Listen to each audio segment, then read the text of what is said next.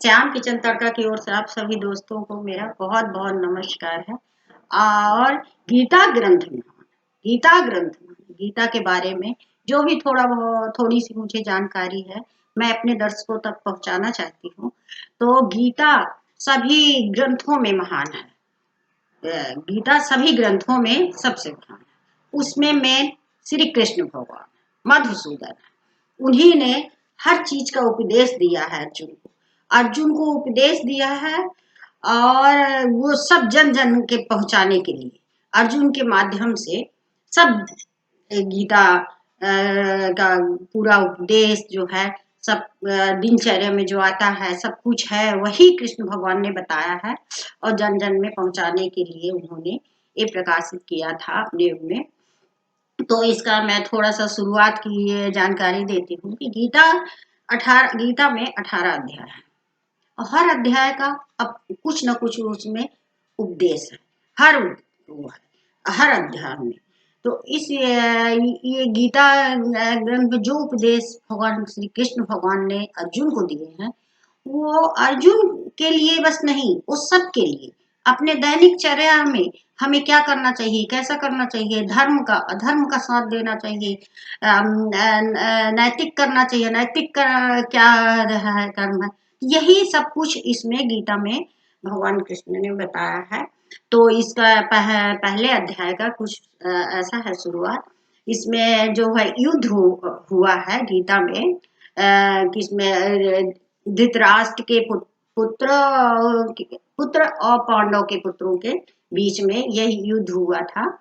तो इसमें यह बताया गया है कि इसमें नाते रिश्ते का ऐसा कुछ नहीं है। जो हमारा कर्म है वही हमको करना चाहिए, चाहे कुछ भी हो, यही कृष्ण भगवान ने बताया है।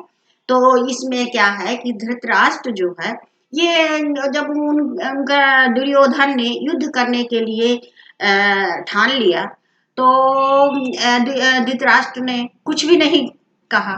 हालांकि हर माँ बाप को अपने पुत्रों को अच्छा मार्गदर्शन देना चाहिए, पर उन्होंने कोई मतलब रोक नहीं लगाई थी।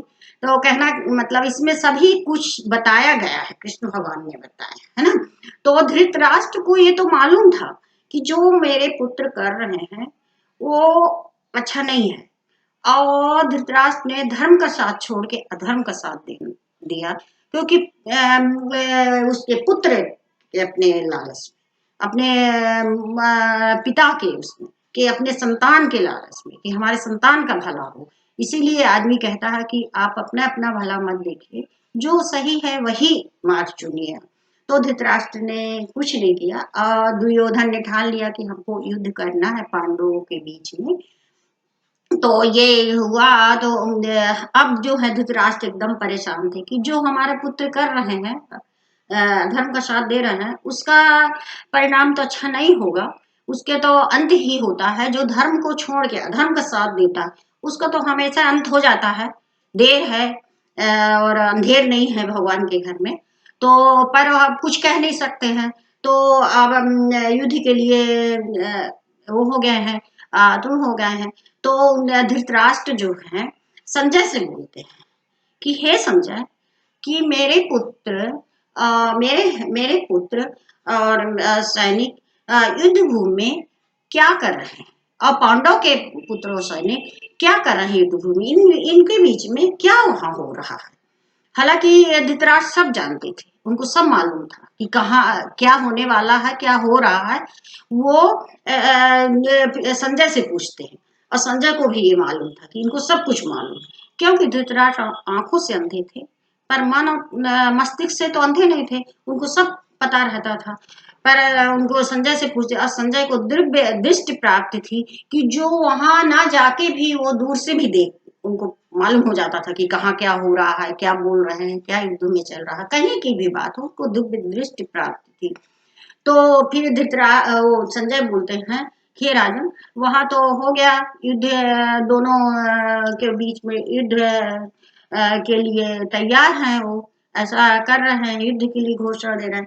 पर इधर जो है अर्जुन नहीं तैयार हो रहे थे युद्ध के लिए। वो उनके लिए कृष्ण भगवान ही उनको तैयार किए हैं कि हे अर्जुन, उनके सारथी बने हैं। और अर्जुन नहीं जा रहे थे युद्ध भूमि में, बोले कि हे मैं नहीं जा सकता हूँ, हे कृष्ण हे भगवान, मैं ये सब काम नहीं कर सकता हूँ, अपनों के बीच में मैं युद्ध नहीं करूंगा, मेरी धनुष बाण नहीं उठ सकती कि मेरी इतनी शक्ति क्षमता नहीं है कि अपने आप को। पर कृष्ण भगवान बोले नहीं, ऐसा मत करो, तुम चलो। रथ में बैठाए और सारथी बने कृष्ण भगवान और युद्ध भूमि की ओर प्रस्थान कर दिए। इसमें 18 अध्याय, हर अध्याय में अलग अलग सब कुछ उपदेश है ना, ये शुरुआत कहा। तो ये प्रथम गीता का प्रथम अध्याय में अर्जुन विषाद योग है, जो कि इसमें कृष्ण भगवान अर्जुन के प्रश्नों का, डर का, भय का, संशय का, धर्म का, अधर्म का, सबका उन्होंने निराकरण किया है और सभी का उत्तर दिया है। गीता है ही है कि सभी के प्रश्नों का उत्तर गीता है ना, गीता में ही आपको सबके सभी प्रश्नों का, सिर्फ अर्जुन बस के भय डर का नहीं, हम सबके संसार में सबको मैं गीता में सबका प्रश्न का उत्तर है। इसमें यही बताया गया है कि हमको क्या करना चाहिए क्या नहीं करना चाहिए।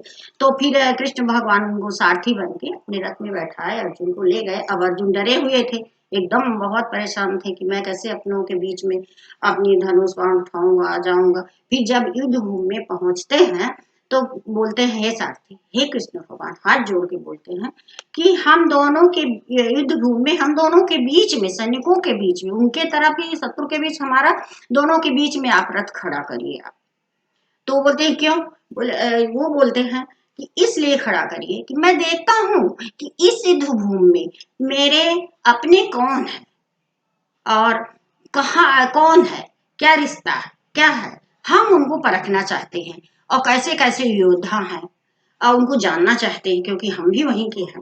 तो वो बोलते हैं हाँ ठीक है। उन्होंने रथ खड़ा किया और अर्जुन जो है चारों तरफ नजर घुमा के देख रहे हैं कि मेरे पिता माँ हैं, मेरे भाई हैं, मेरे बंधु हैं, मेरे सभी कुटुंब परिवार हैं जिनके बीच में मैं जन्म लिया, पला, खेला, कूदा, वही मेरे खड़े हुए हैं सामने शत्रु बन के। अब मैं उनको कैसे मार सकता हूँ।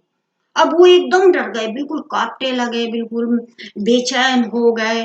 और देख के तो फिर भगवान बोलते हैं कि क्या हुआ अर्जुन, तुमको क्या हुआ बताओ। तो बोले कि हे प्रभु, हाथ जोड़ के बैठ बोलने लगे कि हे प्रभु, हम ये सब नहीं कर सकते, ये हमारे पिता माँ है, हमारे पिता है, कोई चाचा है, कोई भाई है, हम उनको कैसे मार सकते हैं बताइए, उनका खून कैसे बहा सकते हैं, हमको तो पाप ही पाप है, तो हम ये पाप नहीं कर सकते। हम भिक्षा मांग के, हमको खा के जीना है, मैं जी सकता हूँ खुशी से, पर इनको मार के तीनों लोक में मेरे को विजय भी मिल जाएगी, तो भी मैं जीत के भी मैं कुछ नहीं, मेरे पास कुछ नहीं रहेगा, मैं कुछ नहीं कर सकता हूँ, मैं पाप ही पाप है। तो फिर कृष्ण भगवान मधुसूदन बोलते हैं हे अर्जुन, हे तुम वीर, तुम इतने धनुषधारी, इतना वीर हो, और तुम ऐसे अकर्मण्यता की बात कर रहे हो, जिन्होंने तो अधर्म का साथ दिया है ना, अधर्म का साथ दिया, अताई हुए, और ये तो अताई हुए इनका कुल का तो कुल भी, इनकी कुल को भी मुक्ति नहीं मिलेगी, ये मरेंगे तो ये रहेंगे तो, जिसको मारेंगे तो कुल की भी मुक्ति नहीं मिलेगी, तो इससे तुमको क्या है, ये रहेंगे तो ऐसे होता रहेगा अनाचार, अनैतिक होता रहेगा, और धर्म की हानि, जहां जहां धर्म की हानि होती है वहां वहां कुल का नाश होता है। ये तो सब कुछ है इसमें बताया गया है गीता में। तो हे अर्जुन, तुम खड़े हो और युद्ध के लिए तैयार हो, यहाँ अपना पराया मत देखो, और तुमको क्या करना चाहिए, इन आतताइयों को मार के ही तुम अच्छे हो सकते हो, वीर योद्धा अच्छे रह सकते हो, क्योंकि इनका इनका तो अंत करना बहुत जरूरी है। तो वो इसके बाद भी वो बहुत परेशान होते हैं बिल्कुल, और कहते हैं मैं कैसे ये कर सकता हूँ, मेरी हिम्मत नहीं है, धनुष बाण को नीचे रख देते हैं। फिर कृष्ण भगवान बहुत समझाते हैं सब उनका बताते हैं कि ये रहेंगे, इनका कुल और अनाचारी होगा, गलत गलत संतान उत्पन्न होगी, और संतान गलत से संतान उत्पत्ति से उससे कुछ कुलों का ही नाश होता है। इससे तुमको हे अर्जुन कुछ नहीं मिलने वाला है। और उधर जो है दुर्योधन एकदम घमंड होके और फिर युद्ध के लिए ललकारने के लिए बोलता है, और अपने अपने सेनाओं का योद्धाओं का परिचय देता है कि हमारे यहाँ हमारे हमारे तरफ जो है इतनी इतनी योद्धा है, इतने वीर हैं, और सब कुछ बताता है। तो फिर कृष्ण भगवान बोलते हैं हे अर्जुन तुम ये खड़े हो जाओ, यदि शत्रु सामने है उसके सामने तुम डर गए, सिर झुका दिए, तो फिर तुम्हारा कभी अच्छा नहीं होगा, उसका गलत परिणाम ही तुमको होगा।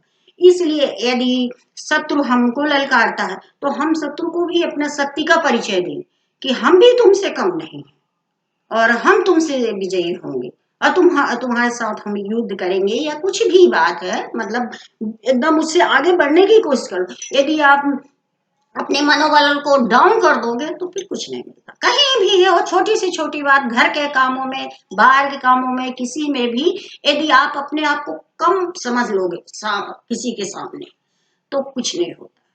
तो इसलिए तुम भी युद्ध में तो बिल्कुल अपना शक्ति का परिचय हमेशा देना चाहिए और करना चाहिए। जो शत्रु सामने हमको ललकारता है उसको तो हमको करना चाहिए। इतने में दुर्योधन जो है भीष्म पितामह का परिचय देता है और भीष्म पितामह को बोलता है कि आप युद्ध को ललकारिए, संग बजाइए, सब करिए और युद्ध हमको करना है। तो फिर कृष्ण भगवान कहते हैं हे अर्जुन तू भी तैयार, मैं तो तेरा सारथी हूँ, मैं तो तेरा साथी हूँ, जिसका कोई नहीं होता उसका कृष्ण भगवान होते हैं, मधुसूदन होते हैं। इसलिए मैं तुम्हारा साथी हूँ, तुम इस तरह मत करो।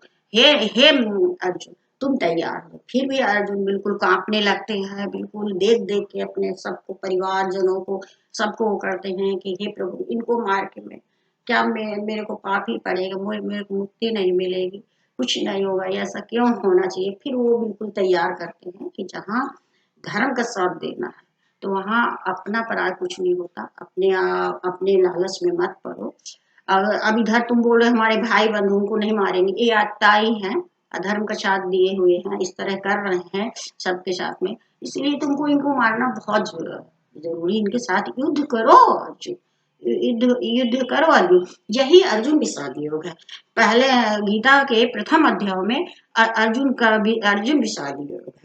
भगवान कृष्ण भगवान उनको सब कुछ जो उनका डर है भय है, अर्जुन ने अपना डर भय सब कुछ भगवान कृष्ण भगवान के सामने रख दिया है, सब कुछ बता दिया है। हम हमारे पास कुछ भी नहीं है, भिक्षा मांग के खा लेंगे तो हमें मंजूर है, पर अपनों को के साथ हम युद्ध करके उनका खून नहीं बहा सकते प्रभु, ये सब चीज करते कहते हैं। तो इसी प्रथम अध्याय में कृष्ण भगवान ने अर्जुन को उपदेश दिया है कि भाई तुम तैयार हो जाओ। ये अर्जुन बस का विषाद योग नहीं है, सबका, हम सबके साथ भी यही परेशानी है। इसलिए गीता में यही बताया गया है कि हम सब भी गीता सुने। आजकल तो कितना वीडियो डालते हैं लोग गीतों के, अच्छे अच्छे आचार्य जी लोग हैं, कितना अच्छा अच्छा बताते हैं, मुझे तो नहीं मालूम है ज्यादा, थोड़ा बहुत मैं सुन के मैं बता रही कि मेरे दर्शक गांव घर के हैं जो मेरी माता बहनाएं सुने और अपने दैनिक जीवन में उसका उपयोग करें, किसी के साथ गलत मत करो, यही चीजें सुनना चाहिए। इसीलिए गीता के प्रथम अध्याय में कृष्ण भगवान ने अर्जुन विषाद योग, अर्जुन का सब शंका सब कुछ का समाधान किया है, बताया है और युद्ध के लिए तैयार किए हैं। अब गीता के द्वितीय अध्याय में अब उनके सब चीजों का निराकरण करके और युद्ध के लिए तैयार करेंगे। और उधर भीष्म पितामह युद्ध के लिए ललकारे और इधर ये कृष्ण भगवान और युद्ध होगा। और अब दूसरे अध्याय में फिर जो कुछ भी अगले दूसरे अध्याय में मैं फिर मिलूंगी, यही है। अब आप लोग इसको देखिए सुनिए, अच्छा लगे तो सुनिए, लोगों तक पहुंचाइए, इसको शेयर कीजिए प्लीज। और बस गीता में यही है कि सब सबके पास तक इस गीता का उपदेश जाना चाहिए। मैं नहीं कहती कि मैंने जो बताया वही, और आप गीता का अध्ययन करिए और लोगों के बीच में बोलिए, बताइए, आपस में चर्चाएं कीजिए कि गीता में ये है। महाभारत धर्म युद्ध माना गया है, ऐसा नहीं माना गया है कि वो अधर्म युद्ध है, धर्म युद्ध है। अपनों के बीच में भी युद्ध किया गया है, क्योंकि दुर्योधन ने तो बहुत अत्याचार किया ना, द्रौपदी का चीरहरण किया, भगवान ने साथ दिया, माने बहुत बहुत अत्याचार उन्होंने किया, पांडवों को कितना कष्ट दिया। पर सत्य की विजय होती है, सत्य कभी विजयी नहीं होता है। देर है अंधेर नहीं भगवान के पास। इसलिए कृष्ण भगवान ने ये सब उपदेश दिया है। बस गीता के प्रथम अध्याय में मैं इतना ही बोल रही हूँ। और बहुत कुछ है इसमें, संस्कृत में श्लोक है वो जो मेरी क्षमता नहीं है, नहीं बता सकती। प्लीज श्याम की चंद्र का की ओर से जय गीता। सब ग्रंथों में गीता महान है, गीता ग्रंथ महान है, मुक्ति का वर्ण गीता ग्रंथ महान है। जय द्वारिकाधीश। श्याम की चंद्र का की ओर से सभी दर्शकों को जय श्री कृष्ण।